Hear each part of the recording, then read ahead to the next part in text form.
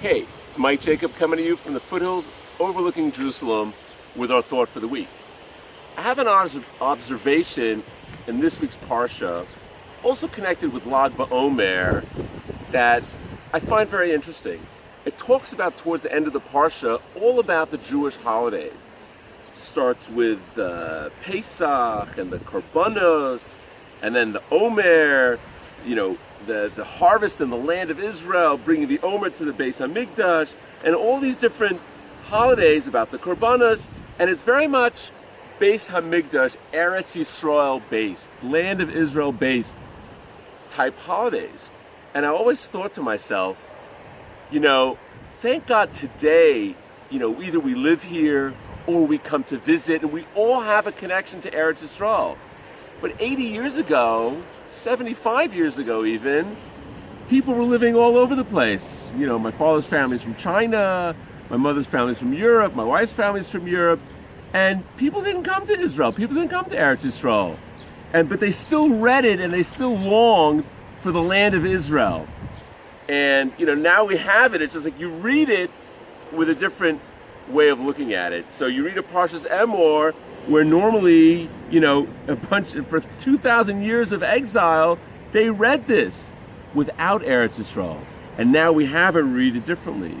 And that brings me to Lag BaOmer. Lag BaOmer is a very special Chag.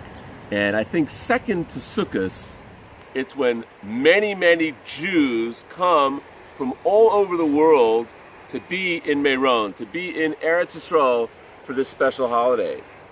And I heard actually from Rabbi Grossman from Migdal HaEmek, he said something very, very interesting. What is Lag BaOmer? What are we celebrating Lag BaOmer? So we're celebrating Reb Shimon Bar Yochai. We're celebrating his Yortzeit. What did he represent, and why subconsciously, and maybe even hopefully consciously, why is it so powerful? Why do people have this connection with Lag BaOmer? They all want to be in Eretz Yisrael. We feel something very, very special. It's a very special atmosphere. Bezrat Hashem, Lag BaOmer. So he mentions a pasuk, which the pasuk is in Dvarim, in Parshas Vayelach, Perek Lamed Aleph, pasuk Chof Aleph. And the pasuk says it's actually discussing the difficult gullahs that the Jews are going to endure. It's going to be terrible, rabos, vitzaros, terrible things throughout the gullahs. But in the end of the day, the pasuk says, Ki lo tishkach mipi zaro. Ki lo tishkach mipi zaro. The Torah will never be forgotten from the generations of the Jewish people. And if you look at the last letters of this statement, Ki lo tishkach, it's Yud, Aleph, Chet, Yud, and Vav. And it spells Yochai.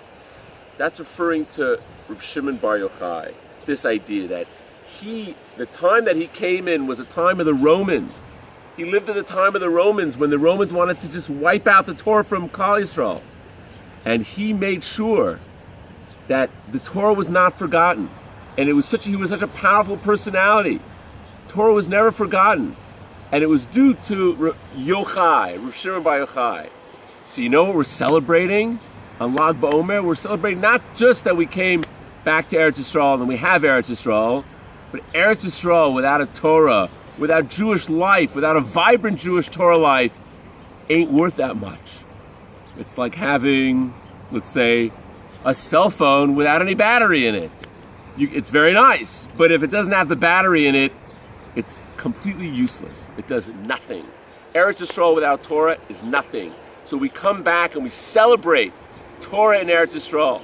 And for generations, people dreamed of that opportunity. And now people come and celebrate Lag BaOmer in Eretz Yisrael. And we have a connection to Eretz Yisrael. And that's what Lag BaOmer is all about. Yochai, Ki lo tishkach Torah pizaro. It's a very special day. We can daven and want to have a connection to the Torah and strengthen ourselves. Bezrat Hashem, our tefillahs, Bezrat Hashem will be answered. Shabbat Shalom, take care.